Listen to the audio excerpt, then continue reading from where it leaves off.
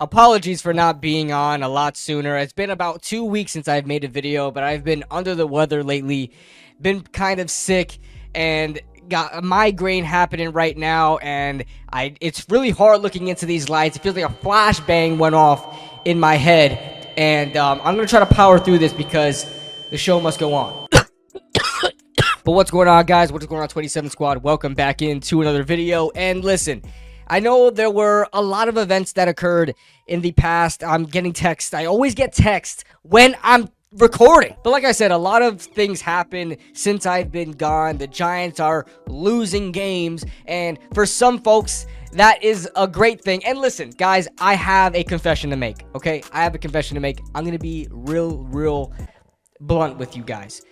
As I was watching this Rams game, and as I could see how competitive we are, how we fought back into this game, and what the score was, and as the Giants are driving down to try to get a field goal to win the game, the back of my mind said,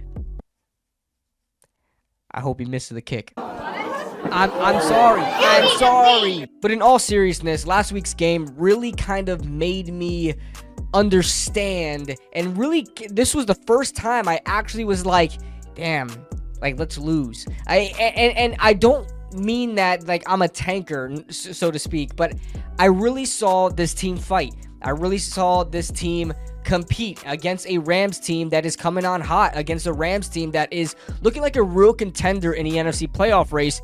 And I just thought to myself, what is the reason of winning this game? We fought hard, and I think we came out of this game looking better than before we started the game. I think this team got a little bit of a boost of morale, saying that we could compete with the best of them. It really just took a kicker kicking a 50-something yard field goal for us to come out and win the game, but we competed. And I think Brian Daboll, the coaching staff, and even the players came out of that game feeling better. Now, of course, did they want the win? Yes. But at the same time, I feel like they came out of the game saying we could compete with a lot of teams in the NFL, and we're building on something. But there was really no point in winning these games, as the Giants, again, I really like the three consecutive game win with Tommy DeVito. It felt good for the moment, but we have to have that tunnel vision. We got to look into the future, and you know, winning a game, if we won that Rams game, and coming up in this game against the Eagles, if we win that game, I mean, we could really be looking out of a top pick in the draft, because we are already at the 5th overall pick, and the Giants are not out of this thing yet. There is still a possibility, with all the winning that's been going on, right, with the Giants, all the winning, that the Giants can still get the 2nd overall pick in the draft. It only takes a couple of guys to win that haven't been winning games, just like the Giants, but you know, there's still a chance. According to tankathon.com, the website I use to look at the draft order and kind of look at where things are falling, the Giants have the 5th overall pick in this draft, and right above them is Arizona, New England, and Washington. Now, with Arizona winning their game against the Eagles, beating the Eagles in a thriller, which I love that the Eagles lost, but this does not help the Giants' chances, as you guys know, because previously Arizona had the 2nd overall pick in that draft, and that really would have helped the Giants trade up. They would have been a potential trade partner to trade up and try to get themselves a quarterback, and it would have really been great if Chicago did not get a quarterback and they picked like a Marvin Harrison for whatever reason, 1st overall, or whatever the case would be. That either way, the Giants would have had a really good pick at one of the top 2 quarterbacks at the 2nd overall pick as a potential trade partner with the Arizona Cardinals. But with Arizona beating Philadelphia, that puts them now at the 4th overall selection, and it's kind of pointless to try to trade up from 5 to 4 when you have 2 other teams, maybe even potentially 3, that can take a quarterback above you. There's no point of trading one spot when you've got Washington and New England really looking for a quarterback. Now, there is the slight possibility that one of these teams, might be Washington, would end up with a Russell Wilson, because Russell Wilson is going to be released in March, and I think Washington will probably be a great destination for Russell Wilson.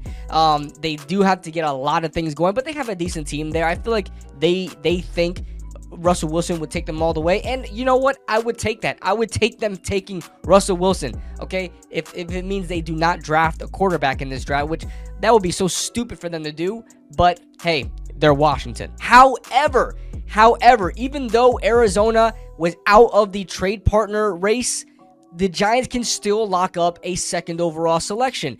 As you guys noticed, the Giants have the lowest strength of schedule compared to the teams above them that are 4 and 12. We're talking about Washington, New England, and Arizona. Now, in the scenario that any of those teams win and beat their opponents, Washington facing Dallas, New England facing a team, and Arizona facing Seattle. I gotta double check who New England is facing.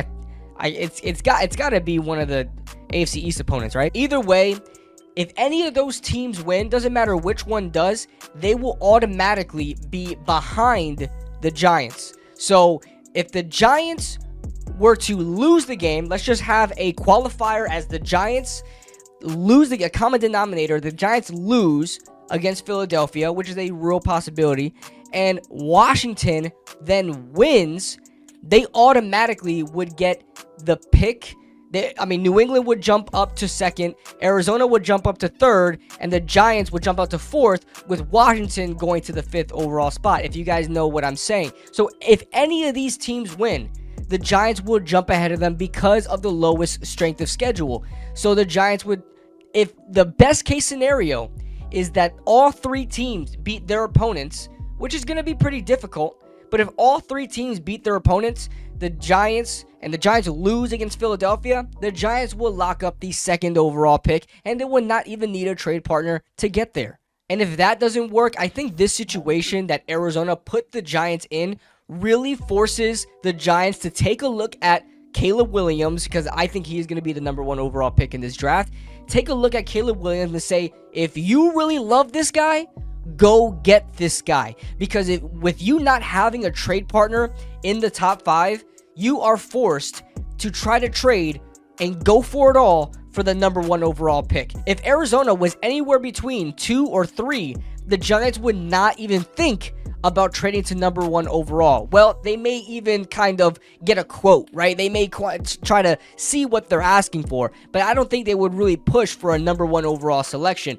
But this really forces the Giants into a corner and say, hey, if you really want this Caleb Williams guy, you have to trade. Your only chance of trading up is to get to that number 1 overall spot. Now, the Giants can do that no matter where they are right now. If they, like I said, the common denominator is if Philadelphia loses. But no matter where the Giants land, whether they stay at 5 or 4, 3 or 2, they can still trade up to the number 1 overall selection. Now, the higher you go, the better chance that Carolina might even take your trade, and the less you will have to give up. Because obviously, if you're down at 5, you're going to have to give up a lot more, and you have a very unlikelihood of Chicago taking that deal and going down all the way 5 spots and possibly missing out on one of the quarterbacks that can go, or Marvin Harrison Jr., and it's just going to cost a lot more on top of that. So all hope is not lost for the Giants' chances of trying to get a top quarterback in this draft. Now, I have done some research on the quarterbacks. I have done a lot of film. I already have a lot of notes on both Caleb Williams and Drake May. I have yet to go through any of the other quarterbacks like Jaden Daniels, like Michael Penix, like Bo Nix, a lot of these guys. I know of them. I've watched their broadcast film. I've watched a couple of games here and there, but I'm not really that educated on them to really say if I would want one of these guys on my team.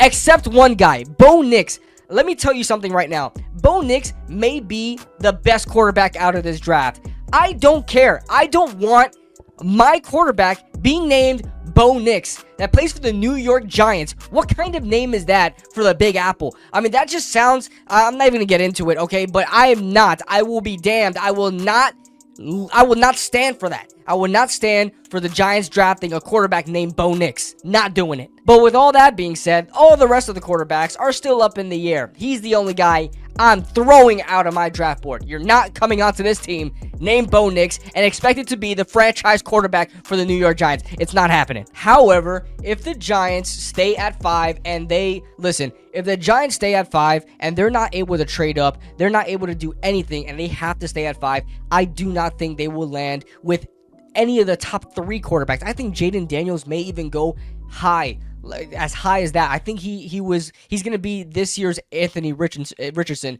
where Richardson was kind of projected as a first round pick, but not really a top 5 guy. And then fast forward all the way to the draft, and he's taken in the top 5. So I think there's a possibility that 3 quarterbacks go before the Giants even pick, and at that point there will be no point of really taking a quarterback. I don't know if there's any JJ McCarthy. I don't know if I would take him in the top 5, right? So the Giants would have to take somebody else, probably offensive line. If Marvin Harrison is there, I doubt it, with Arizona right above them on the clock. If they were to land at 5, but you would probably go into the second round and go get yourself and a Michael Penix or JJ McCarthy. I hear he's going to be a first round pick, but I have to do my due diligence on these quarterbacks anyway. So take my quarterback knowledge with a grain of salt, but I will get it right. I am very good on the draft, guys. If you guys are new to the channel, my draft content, I am not like a super draft guy, but I've hit on a lot of picks, even the non-Giants ones. Okay, I've hit on a lot of them. So that's all for you guys. Let me know your thoughts in the comment section below. What do you guys think the Giants will end up with in this draft? The 5th, 4th, 2nd, 3rd overall selection? I want to know you guys' thoughts. And do you guys think the Giants should trade up into the top 5? Or do you guys, further into the top 5? Or do you guys think the Giants should go all the way to the number 1 overall selection, no matter the cost, and go get your guy, Caleb Williams?